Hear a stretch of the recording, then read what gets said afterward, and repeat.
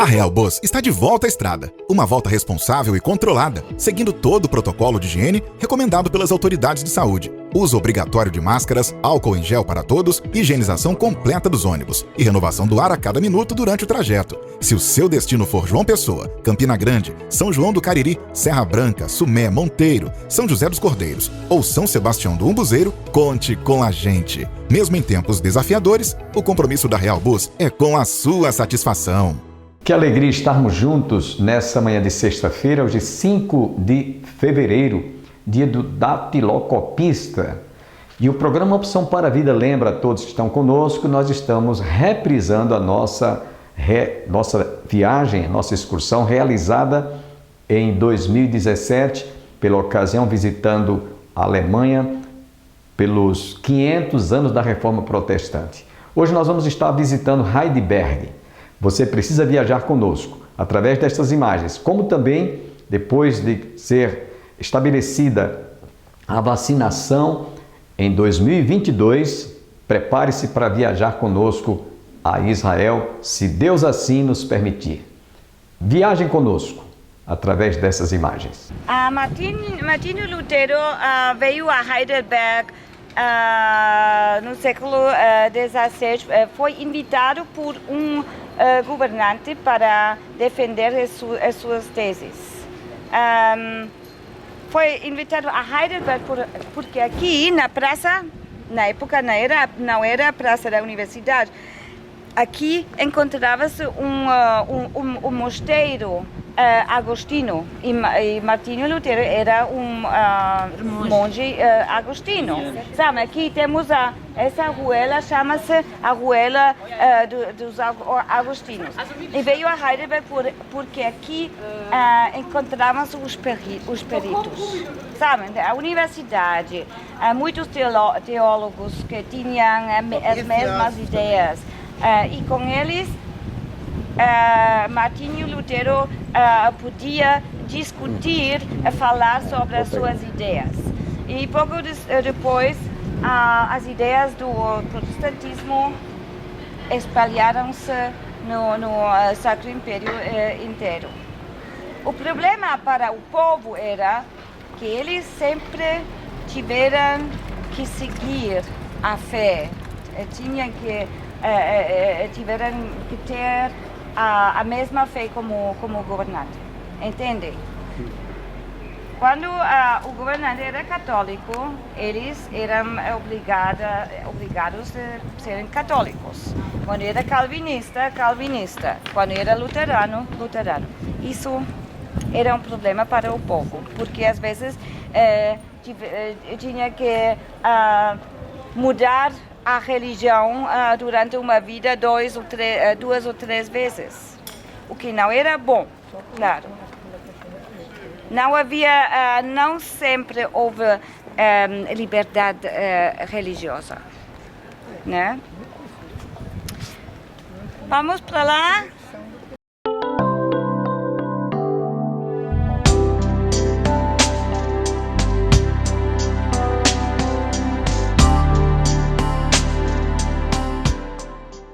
Para explicar que aqui encontra-se a prisão da universidade. Na Idade Média, a universidade tinha a sua jurisdição própria. Quer dizer que a polícia, as autoridades, não podia tomar preso aos estudantes quando faziam uma coisa má. Sim, quando cometeram erros, por exemplo. A polícia tinha que avisar a universidade e a universidade castigou aos estudantes. Mas, especialmente durante o século XIX, o papel dessa prisão mudou dramaticamente. Em vez de evitar todo o que os traz para a prisão, eles faziam tudo para poderem entrar. Era como uma coisa de honra ser prisioneiro dessa prisão de estudantes. Podem ver porque já as muralhas nas escadas, todos os muros estão cobertos de grafites, onde com poemas, com quadros, onde falam que essa prisão é como um paraíso, mais ou menos. Né? Os quartos têm nomes como Sanssouci, Palais Royal, e o banho é a sala do trono, por exemplo. Então, eles desfrutaram da vida na prisão. O último prisioneiro deixaram, como é que se fala? Soltaram no ano 1914, quando a Alemanha entrou na Primeira Guerra Mundial, porque na época precisavam dos jovens para lutar na guerra. E depois não foi aberto. A prisão se dava tão somente por causa do contexto religioso ou por causa do contexto religioso e político ao mesmo tempo? Não, a prisão não tinha nada a ver com a religião. Eles ser presos era o quê? Pensamentos novos com relação ao saber, pensamentos novos com relação à vida em sociedade? Não, a sociedade, porque os jovens eram jovens, fizeram muitos distúrbios de ordem público, tomar muito álcool, gritar pelas ruas à noite, essas coisas. Essas badernas. Sim. Fazia baderna. Soltar os cerdos do vizinho. Bagunça. Era bagunça, sim. E tomaram presos aos estudantes nos primeiros dias com água e pão, e depois podiam voltar às aulas, podiam ter visitas. Então, eles desfrutaram da vida.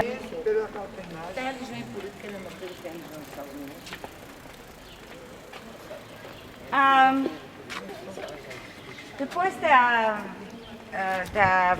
estadia de Martinho Lutero em Heidelberg, as suas ideias foram espalhadas no Palatinado. Heidelberg era a capital do Palatinado, que era um principado no Sacro Império Romano Germânico. Os governantes, eles gostavam das ideias do protestantismo, mas no século XVIII houve um câmbio, uma mudança. Um governante católico tomou o poder, casado com Ana Maria de Medici, uma italiana também católica, e ele tentou de reintroduzir o catolicismo.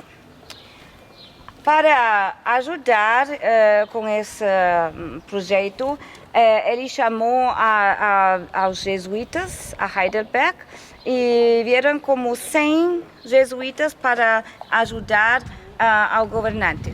Eles construíram este bairro quadro inteiro com a igreja no centro, mas com pouco sucesso, porque até hoje em dia os cidadãos são predominantemente protestantes, sabem, já falei isso. E aqui podemos ver, lá em cima, as virtudes cristãs. A gente sabe quais são as virtudes cristãs. Amor, humildade. Amor, humildade, santidade, normalmente é caridade com o coração em chamas. Podem ver essa figura à esquerda com o coração em chamas na mão. A fé com a cruz, simbolizado pela cruz, e o anjo à extrema direita lá. Um anjo com a ancla simboliza a esperança. Então, as virtudes cristãs são fé, caridade e esperança. Neste caso, normalmente a caridade é o mais importante no meio, no centro.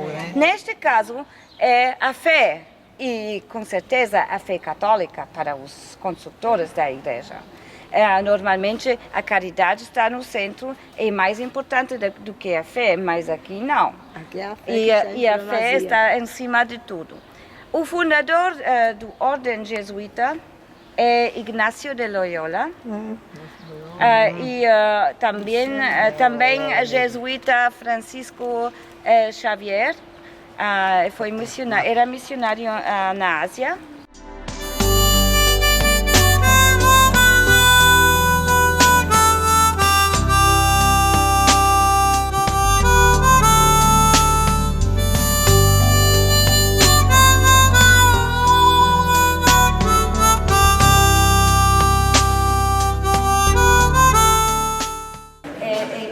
Passa muitas vezes porque temos outra igreja protestante aqui, a mais importante, e as duas igrejas estão dedicadas ao Espírito vivo. Essa igreja e a protestante também, que vamos ver depois, tá?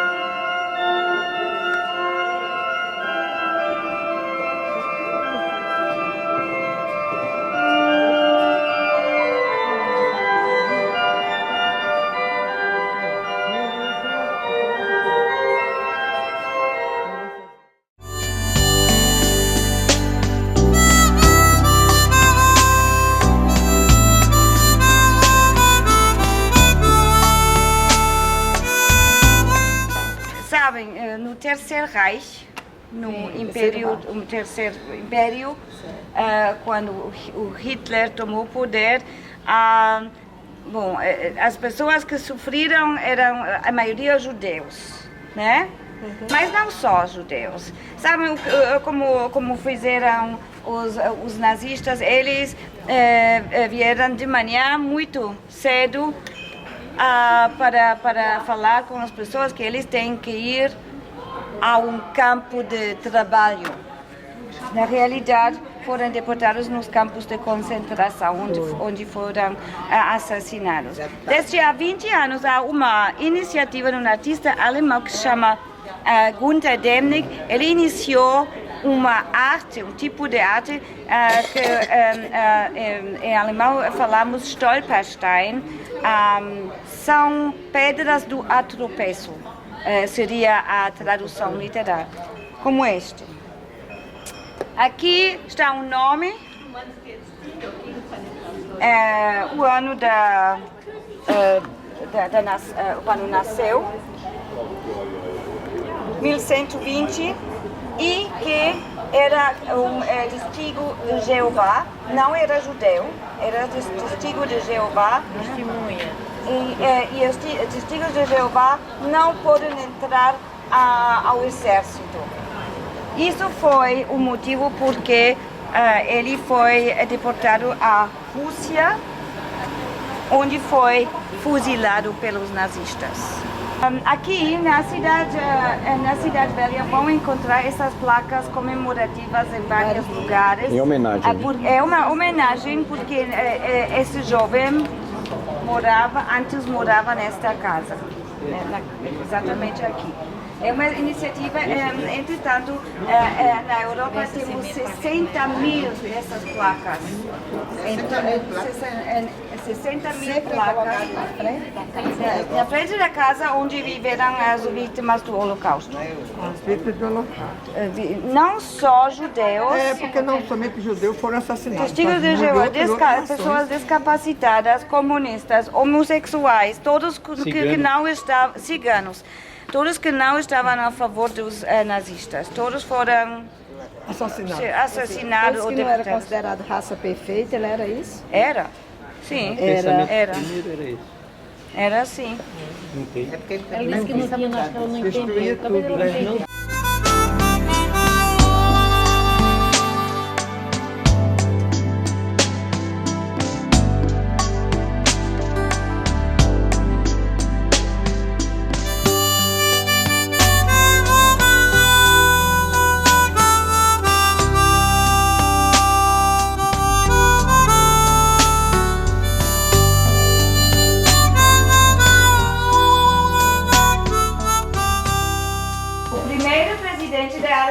Nasceu aqui nesta casa em 1871 como filho de um alfaiate, quer dizer, a família era uma família bem humilde. Cuidado aqui.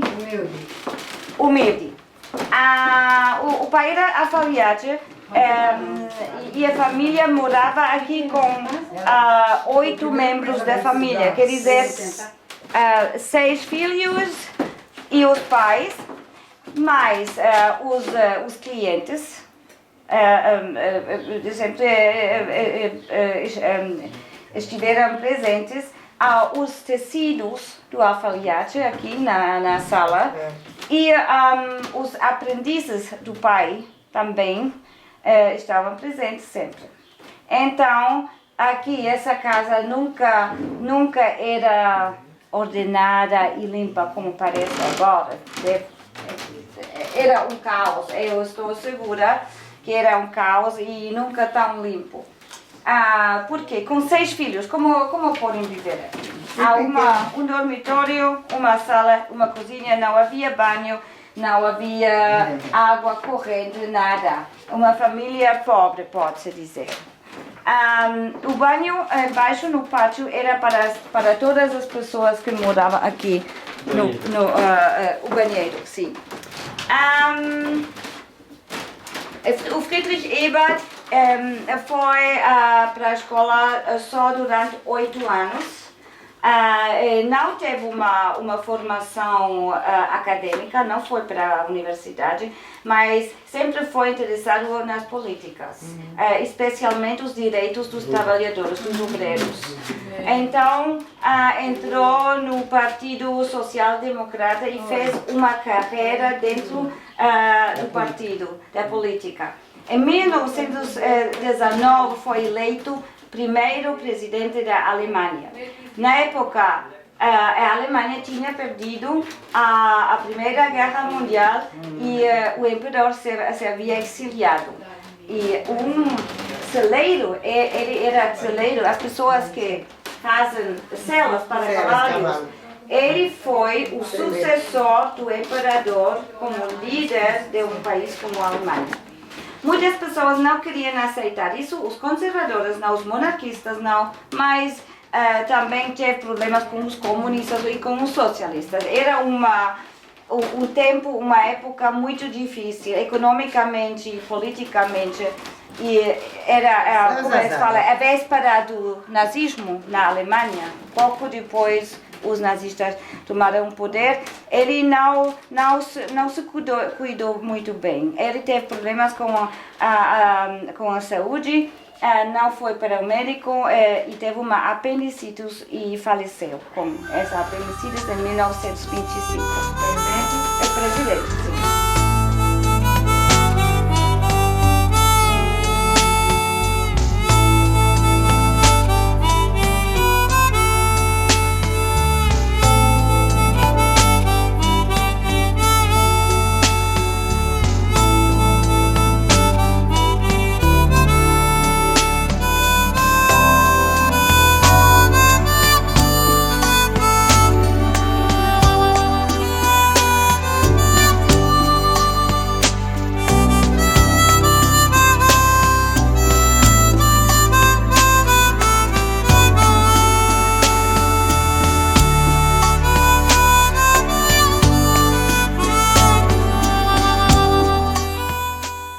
Desta inundação, desta enchente, uma erupção vulcânica na Islândia. Um vulcão que se chama Laki, L-A-K-I, eruptou e causou um câmbio de clima no ano 1783. Não havia verão, o inverno muito frio, então muito gelo nos Alpes, na montanha. E quando o gelo derretou, e na época não havia muitas eclusas no rio, a água chegou a Heidelberg, chegou até lá. Meu Deus. Mas não houve vítimas humanas na cidade. Não havia.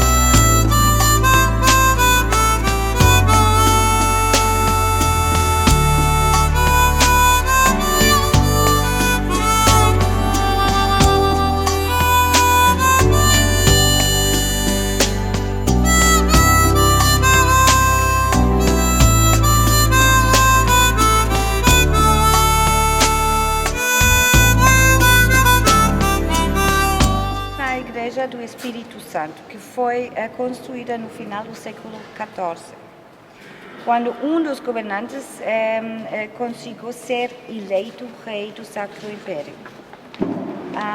Por isso, é uma igreja, originalmente a igreja é uma igreja católica, porque no final do século XIV ainda não existia o protestantismo. Claro, com a reforma, Martinho Lutero e a contra-reforma, houve uma briga, surgiu uma briga por esta igreja. Os católicos a queriam ter e os protestantes também. O governante Jaime Guillermo Jaime Guilherme é a tradução, Jan Wilhelm, ele encontrou uma solução, fez uma igreja para as duas religiões, com um muro divisório que separava os católicos dos protestantes. O muro não era assim, mas assim, e separava o coro, além das colunas, da nave. E este muro estava aqui durante 230 anos, entre 1706 até 1936. Ao final, um pastor dessa igreja, e o seu nome era Hermann Maas, ele fez umas negócios, não é a palavra certa. Ele terminou com a briga. Afinal, os católicos venderam a igreja aos protestantes, então hoje em dia é a igreja protestante e a igreja mais importante de Heidelberg. Durante muito tempo foi a igreja calvinista, mas a partir de 1821, com a união da luterana e da calvinista, hoje em dia é a igreja unida, como falamos aqui.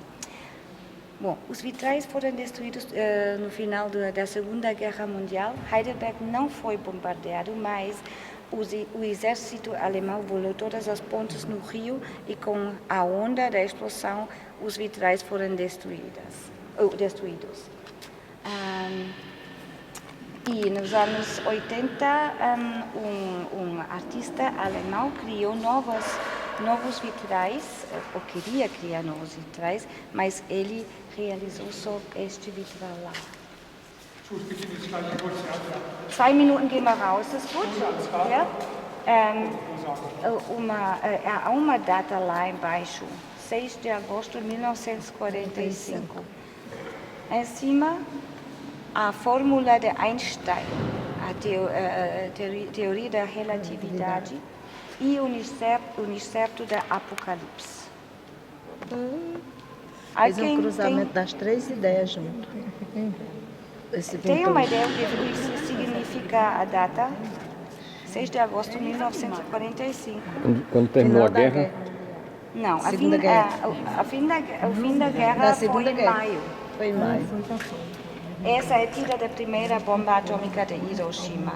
A fórmula de Einstein, o certo da Apocalipse. Isso, o artista queria criar um vitral para cada faculdade da universidade. Isso é o vitral da física.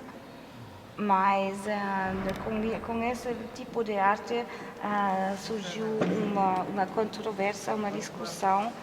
E afinal ele não fez mais vitrais, ficaram com este vitral. 10 anos depois, uma artista italiana criou estes vitrais também muito modernos, tratam o Espírito Santo, todos têm uma referência ao Espírito Santo.